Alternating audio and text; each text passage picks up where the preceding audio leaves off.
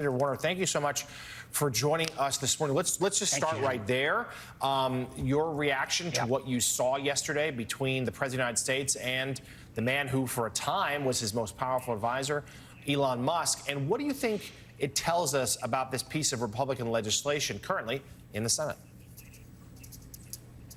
Well, first of all, again, we all knew this was coming.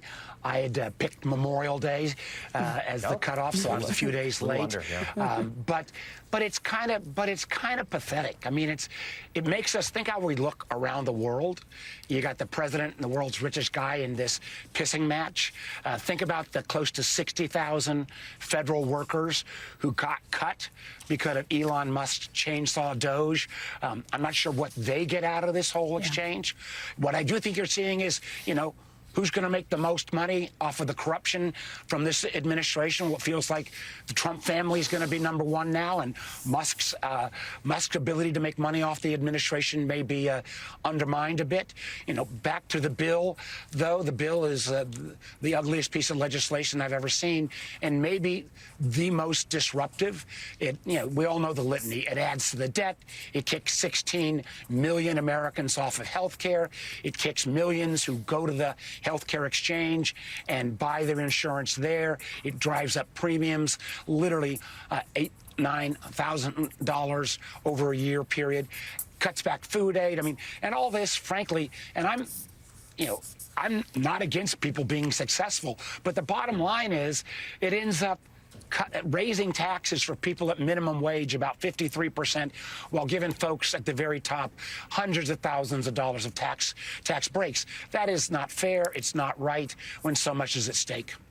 John Howman, give us a beat as to what you think Elon Musk's appetite will be to actually playing in next year's midterms, and then please take a question to the senator.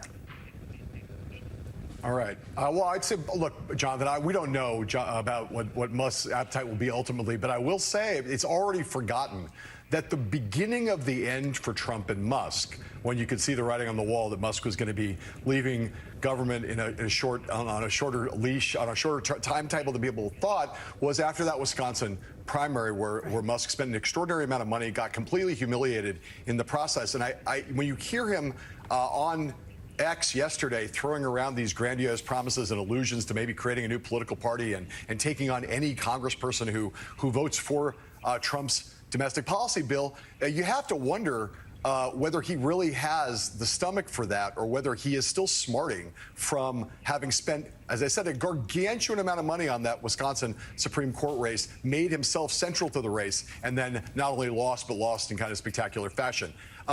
TBD on that. Senator Warner, here's my question for you. Again, an Elon Musk question, which is that we talk about, Elon Musk's market value, how much money he might be making off this. Obviously, these are all important questions. But the thing that people in your world often say to me is that, like him or not, the United States government is going to be dealing with Elon Musk for a long time, that the threat to get rid of all of his government contracts is impractical and improbable because Starlink is so important now in a strategic sense, in addition to an economic sense. Just talk a little bit about how much the actual infrastructure and some of the defense contracts that Musk has with the United States government are things that he may be the only person, his companies are the only person who can provide that the U.S. really needs.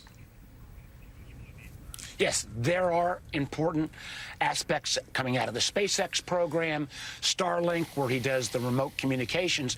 But I'd also quickly point out, remember there were stories popping that Elon Musk, sitting in an office in the White House, was extorting from countries like Bangladesh, Vietnam, South Africa, India, that they would get no relief at all from the crazy Trump tariffs unless those countries were willing to use his Starlink service.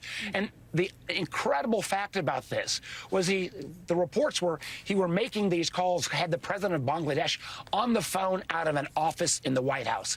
If that is not graft and extortion at an unprecedented level, and the amazing thing is, folks like the Post and everybody else reported on it, but there was barely a blip because this kind of behavior expectation coming out of the Trump family and coming out of Elon Musk, we've almost grown immune to it. So is Trump's assets useful for the intelligence community? Yes. But should we be taken aback and frankly try to clean up the level of graft and extortion that has come out of this operation and frankly out of the Trump family? I sure as hell hope we can, because what's also at risk here, America's reputation has not only been based on our innovation, our defense prowess, but the fact that we're supposed to be a country of rule of law. And that has been so undermined in this roughly first 120 days of this administration.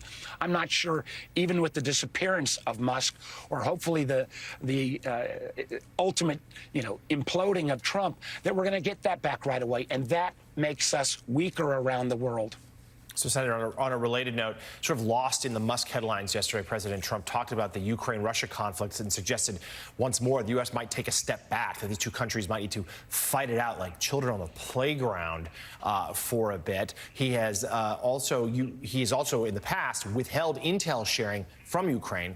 No sign he's going to do that yet, but that threat remains. And, Senator, you've been speaking out about what you call the Trump administration's attempt to politicize intel. It involves a top aide to National Intelligence Director Tulsi Gabbard rewriting analysis to align with a claim by the president, a shocking accusation. Senator, please tell us more. Well, Jonathan, the one thing about intelligence, it's got to speak truth to power. You can't cook the books. And the irony is, and one of the reasons I voted against Tulsi Gabbard to be Director of National Intelligence when she said she would not politicize intelligence, I didn't believe that at all. So what we've got is the case of her chief of staff, Joe Kent, who she's now trying to promote to a different position, who went in and took what's called the National Intelligence Estimate of this gang in Venezuela, Tren de Agua, bad guys, bad folks. But the independent intelligence assessment basically said they're bad guys, but the Maduro government in Venezuela doesn't necessarily correct them. This guy, Kent, went and said, you got to change that because that might upset the president. We've got it in, frankly, email traffic. Then the folks who would put this intelligence assessment together were fired because they wouldn't bend the knee and corrupt their intelligence product. This guy is still up for a position in national counterterrorism.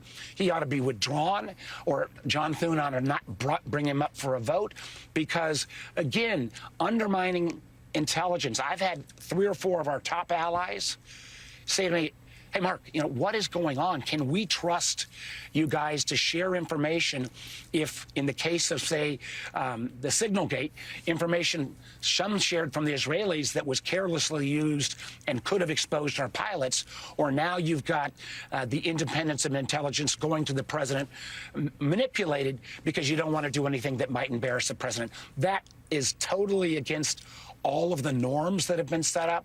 And if our partners stop sharing intelligence with us again, America will be weaker.